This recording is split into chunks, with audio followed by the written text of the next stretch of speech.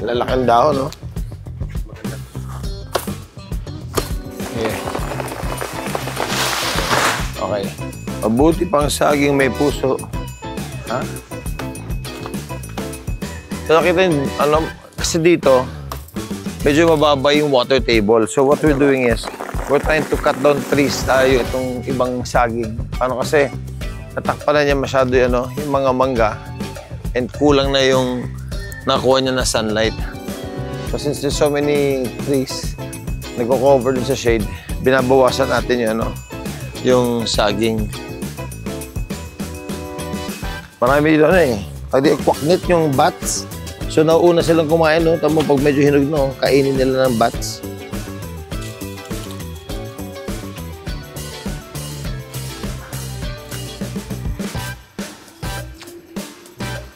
Neutral yung taste yan, no? Pag niluto mo, lalambot pa ito. No? Kaya maunggoy. Buhay na buhay na gubat.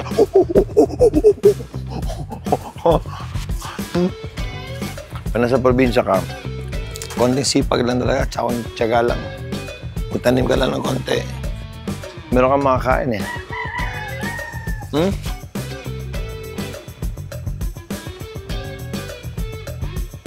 And today, ang gagawin natin, magluto tayo, no? Meron tayong mga saging, no? Kuha tayo ng coconut. Gawa tayo ng dessert for today. Yan, masarap, no? Tapos merong gata. Tapos lulutuin natin. Alam niyo, iba yung lasa ng iba yung lasa ng buko na lumaki sa tabing dagat. Tsaka iba rin yung lasa ng buko na nandun sa mountain side. Minsan kasi, may mga buko na tabing dagat na hindi matamis, pero minsan may matamis. Hello, I'm Richard Gomez and welcome to Goma at Home. Today, we are preparing street food dessert, no? Ang tawag dito ay tupig. Naalala ko kasi nung bata kami, pag sumasakay kami ng bus from Manila going to Baguio City, pagdating mo ng Pangasinan, ang dahil nagbebenta doon, no? Yan, no? Hawak ko lang yung dahon ng saging. Pag tinignan mo, tupig. No, alam mo kagad ng tupig kasi yung dahon ng saging niya, nakabalot na ganito. Tapos ganyan lang siya, dito sunog.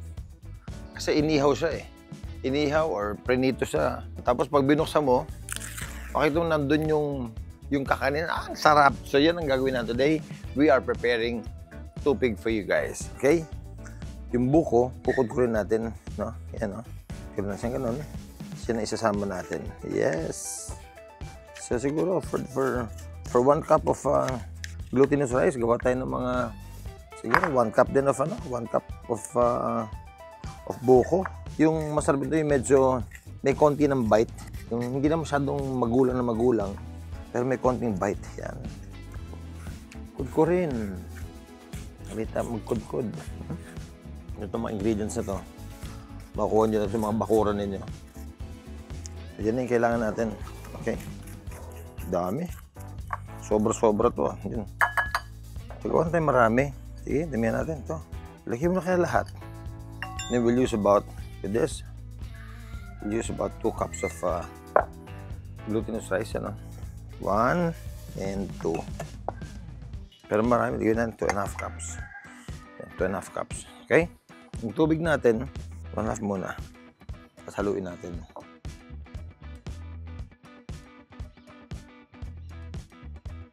Yan. So, medyo tuyo. Talagyan natin ng tubig. Ito yung tubig nito. Ito yung tubig sabaw ng buko. No? Ayan. Okay. Malakas mag-absorb ng liquid yun, no? Yung glutinous rice. Ayan pa natin. This is my 3rd cup of water. So, yun. Gumanda na. Yan na. I-blend in na siya. And then lalagyan na siya ng sugar. So, gagamitin ko is muscovado para maganda rin yung pagka-brown ng tupig natin. Put some sugar. Depende kung gaano katamis yung gustong lumabas yung dessert niyo, no? So with this one, hindi siya masyado matamis. You'll mix it well together with some butter. And this amount of butter should be good. Konti lang. Siyempre ito medyo modernize na ng konti itong version ng tubig natin kasi may butter na eh. Sa mga binibenta sa kalsada, ang ginagamit nila is coconut oil o kaya yung pork lard. Yan ang ginagamit nila sa mga probinsya, no? Ganda, oh. Tapos yung buo ng muscovado, durugin nyo na. Yan. Nag-harvest tayo ng dahon ng saging kanina. Ito, nahugasan na siya ngayon. Okay? So, malaki siya, oh. Pero pupunasan ko pa rin. And then, at the same time, itong paglulutuan natin ng tubig, dyan natin siya lulutuin. Initin na natin para mainit na siya. Habang ito, nililinis ko pa to. Lagyan siya ng konting butter. Okay? So, we'll manage it and then cut into small pieces. Pag ito ginawa nyo, isa-serve nyo sa mga bisita nyo. Makita lang, homemade na tubig. In fact, in the Visayas, hindi ito popular dito. Popular itong tubig na to sa northern part of Luzon. No? If I'm not mistaken, tubig is really an Ilocano dessert. It's an Ilocano dish. Ayan. Punas-punas lang. Pag may time, yan, punas-punas muna. Yan. Magtataka kayo, bakit ba kailangan natin initin yung dahon ng saging? Kasi, pag hindi mo siya ininit, tapos i-finold mo siya na ganyan, finold mo, no? Ang mangyayari, mapapansin nyo, nagka-crack siya, nagkaganon, nagbubutas. But, kapag ininit mo siya, yan, o, ito mo, ibang color niya, ganda, oh. Yan. Pag ininit nyo siya na ganyan, for some reason, hindi siya nagka-crack, hindi siya nabuputol. Okay, on both sides, initin nyo lang. Nagiging shiny pa siya lalo, ang ganda tingnan. No? Pag inikit mo siya na gano'n, tamo, hindi siya nagka-crack. So, yun yung reason bakit kailangan initin mo yung dahon mo ng saging before mo siya gamitin. Initin natin siya. On both sides, no? Nag-iiba siya, yung anyo niya, oh. Nagiging shiny, oh. Pag mainitan siya, ganda, galing. Yan. Okay. Sugod ta. Ito, mainit na siya, preheated na siya, para pag mamaya, paggamit natin siya, mabilis siya maluluto. Okay, I put this on the side. Tuloy ko lang to. Maingay sa kapitbahay, ah.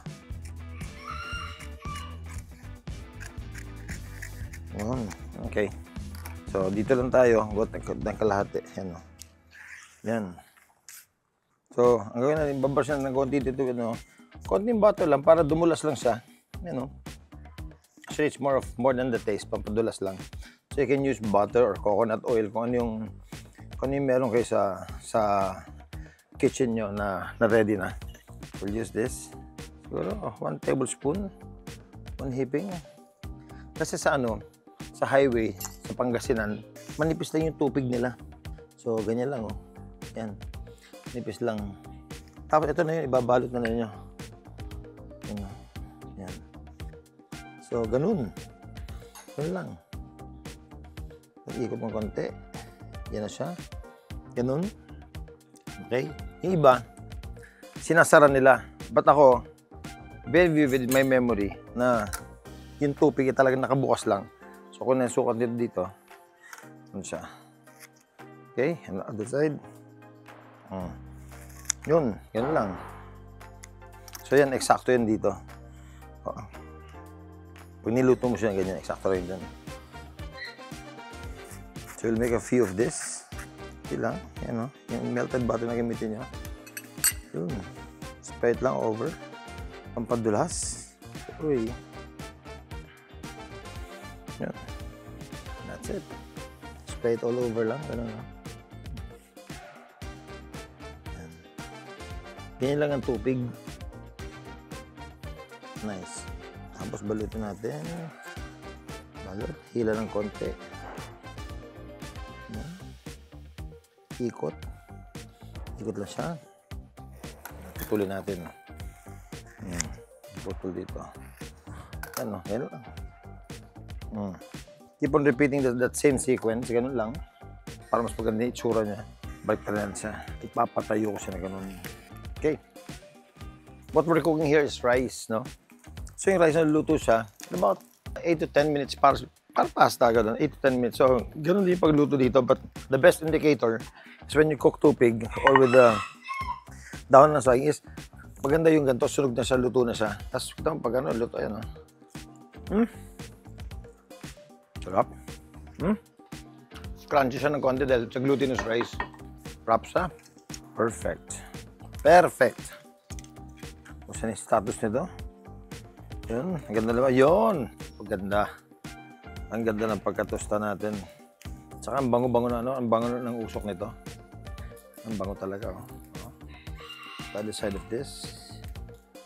Ganda. Yan, oh. Nice.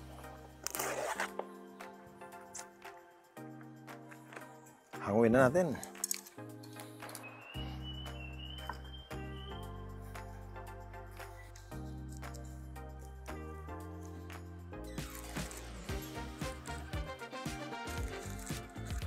Ang ganda, wala ng plato, gano'n na lang, yun, no? Eto na.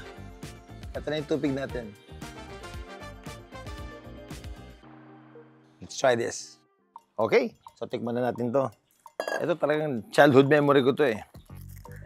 Tupig, nasa bus ka, papunta ka ng Baguio, kaya papunta ka ng Ilocos.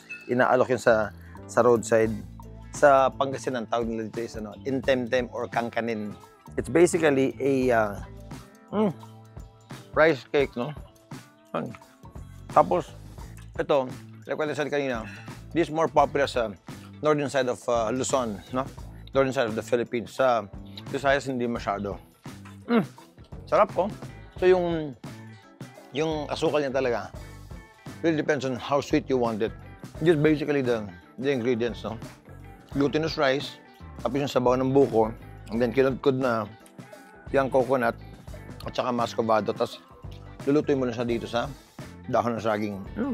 Intemtem, kakanin, tupig, it's all the same. Sarap. Kung meron kang ingredients sa mga bakuran nyo, kunin nyo yung mga ingredients nyo, buko, asukal, saka giniling na bigas, yun lang. And kuha kayo ng tupig. Okay? Thank you so much for joining me right here in Gaumato. Please like, share, subscribe, and press on the notification bell para alam nyo kapag meron tayong bagong video na palabas. So here it is, an easy dessert to make. You can prepare this in your own kitchen. Or pwede nyo ibenta, no? Kung may marami kayong magagawa, ibenta nyo sa labas. I don't know kung magkano to.